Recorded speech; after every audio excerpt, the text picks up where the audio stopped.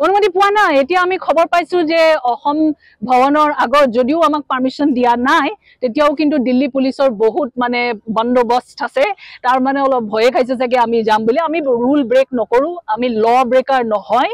আমি খালি জাৰ্নালিষ্ট হিচাপে পেন বা আমি কিবোৰ্ডেদি ষ্টৰি লেখো আৰু সেইটোৱে আমাৰ বস্তুটো আমি আগবঢ়াব খুজিছো আমাৰ কথা সিমানে আৰু যদি আপোনালোকে জাৰ্নালিজম যদি সিডিশন হয় মানে দেশদ্ৰোহ হয় এটা পাৰ্টি বা এখন চৰকাৰক প্ৰশ্ন কৰাটো মানুহৰ হৈ প্ৰশ্ন কৰাটো যদি সিডিশন হয় এক্ট অফ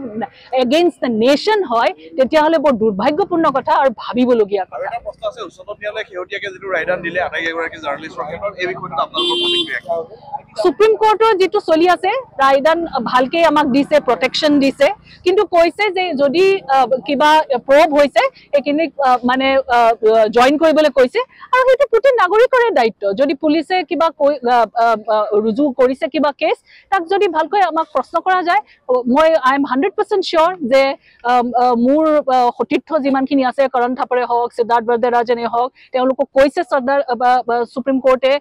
গৈ পেলাই কোঅপাৰেট কৰিবলৈ আৰু সেই কামটো কৰিব কিন্তু যদি কিবা সিনিষ্টাৰ হিচাপত নি পেলাই জেলত সোমাই আজিকালি কি হৈছে প্ৰসেস ইজ দ্য পানিশমেন্ট তাৰ মানে আপোনালোকে